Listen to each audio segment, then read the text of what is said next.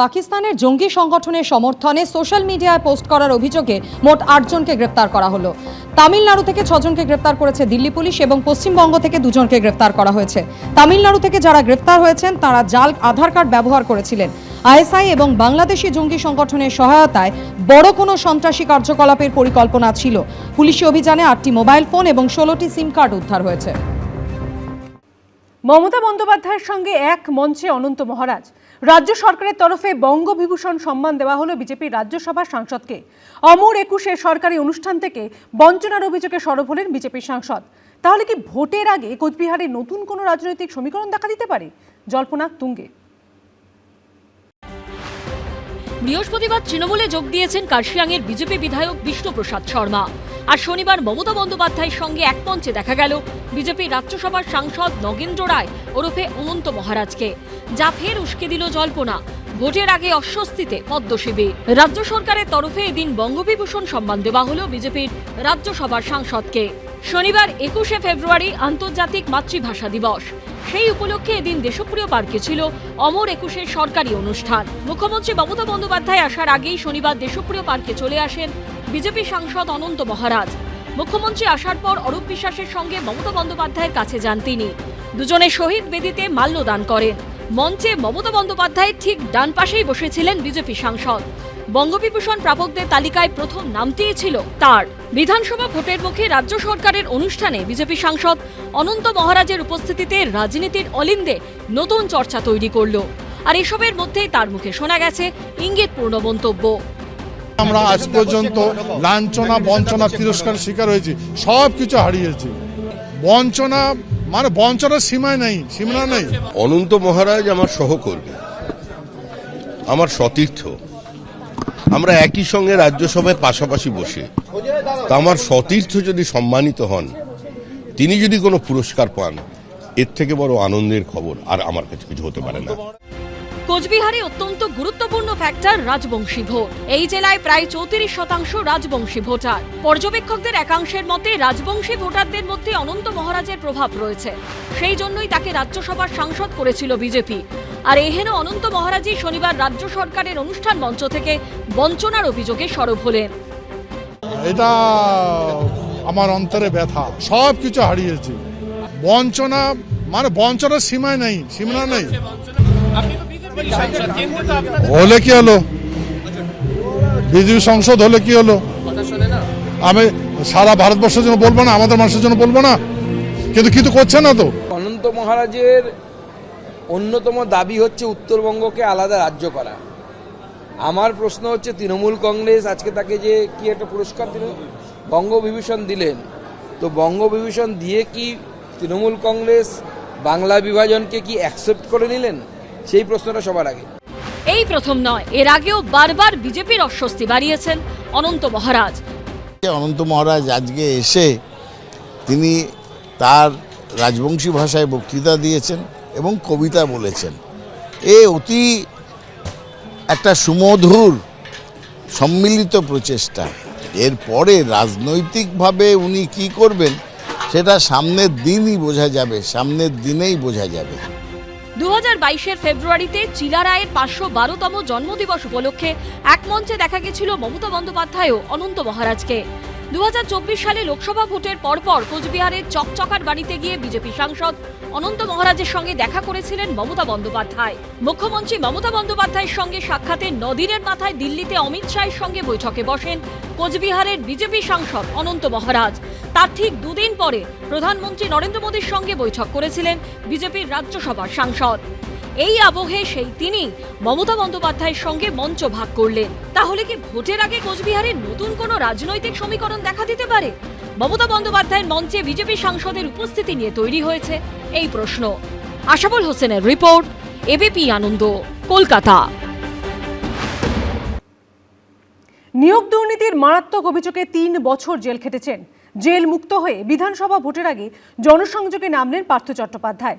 নিজের নির্বাচনী কেন্দ্র বেহালা পশ্চিমে গেলেন, কথা বললেন স্থানীয়দের সঙ্গে। আর জানিয়ে কটাক্ষ করতে ছাড়েনি বিরোধীরা। কিন্তু প্রশ্ন হলো, ভোটে তৃণমূল কি টিকিট দেবে পার্থ চট্টোপাধ্যায়কে? আজকে বেহালার মানুষের কাছে কি বার্তা দিতে যাচ্ছেন? আমি তোমাদেরই লোক, একেবারেই নির্লজ্জ। চোরের মুখে দিদির নাম শুনতেন, এখন চোরের মুখে রামের নাম শুনছেন।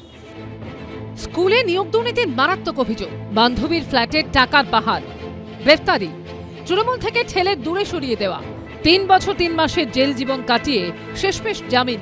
আর এবার বিধানসভা ভোটের ঠিক আগে নিজের নির্বাচনী কেন্দ্র বেহালা পশ্চিমে জনসংযোগে নামলেন পার্থ চট্টোপাধ্যায়। খেলেন চা, কথা বললেন স্থানীয় বাসিন্দাদের সঙ্গে। আমি প্রথম থেকেই বলে আসছি যে আমি যেদিন শারীরিকভাবে অন্তত গাড়িতে ওঠার মতন শক্তি পাব, আমি বেহালাতেই যাব। আমি প্রতিশ্রুতি রাখতে পেরে তৃপ্ত, এইটুকু বলতে পারি। 2011, 2016, 2021 3বার বিধানসভা ভোটে তৃণমূলের টিকিটে বেহালা পশ্চিম থেকে জিতে বিধায়ক হয়েছেন পার্থ চট্টোপাধ্যায়। তৃণমূল সরকারের শিল্পমন্ত্রী, শিক্ষামন্ত্রী, পরিষদীয় মন্ত্রী, তথ্য প্রযুক্তি মন্ত্রী, তৃণমূল মহাসচিবের দায়িত্ব সামলেছেন তিনি। একসময় কার্যত তৃণমূলের নম্বর 2 ছিলেন, কিন্তু 2022-এ নিয়োগ দুর্নীতির মারাত্মক অভিযোগ ওঠার পরই দল তাকে সরিয়ে দেয়। এই পরিস্থিতিতে জেল থেকে বেরিয়ে পার্থ চট্টোপাধ্যায় যখন জনসংযোগে নামলেন, তখন প্রশ্ন উঠছে, মমতা বন্দ্যোপাধ্যায় কি তাকে আর প্রার্থী করবেন? তৃণমূল কংগ্রেস থেকে আপনাকে টিকিট দিল, তাহলে দাঁড়াচ্ছে? সম্পূর্ণ আমার সিদ্ধান্তের উপরে নির্ভর করে। মমতা বন্দ্যোপাধ্যায়ের উপরে এখনো আস্থা হারায়নি। যেদিন হারাবো সেদিন সিদ্ধান্ত নেওয়ার সময় থাকবে। আমি মানুষের সেবা করতে চাই, সেই মানুষের সেবাটা করব। দলের সিদ্ধান্ত নেবে, নিশ্চয়ই নিক। তিনি একা চলতেই পারেন। তিনি যদি বলেন আমি এককভাবে রাজনীতি করব, ইন্ডিপেন্ডেন্টলি আমি দাঁড়াবো, তাতে তো ভারতবর্ষের সংবিধানে কোথাও আপত্তি নেই। এই প্রশ্নগুলোর সমাধান না হওয়া পর্যন্ত আমি দেখতে পাচ্ছি না যে দলের পক্ষ থেকে তার রাজনৈতিক জীবন সুগম তৈরি করে দেওয়া হবে, এটা ভাবা ঠিক হবে না। ভোটের মুখে পার্থ চট্টোপাধ্যায়ের জনসংযোগ নিয়ে জল্পনার মধ্যেই কটাক্ষ ছুটছে বিরোধীরা। শিক্ষার সর্বনাশ করে তারপরে যা যা যা যা কাণ্ড কারখানা ঘটালো, ওগুলো আমার বলতেও আমার রুচিতে বাঁধে, আমি পারবো না। এটাই দেখার যে বাংলার বেহালার মতন সর্বত্রই কেন্দ্রের রাজনৈতিক সচেতন, রুচিশীল, সংস্কৃত মনস্ক, সুশিক্ষিত মানুষেরা এবার এই পার্থদের কিভাবে গ্রহণ করে। হয়তো হৃদয় পরিবর্তন হয়েছে, কিংবা টিকিট পাওয়ার সম্ভাবনা কমে গেছে।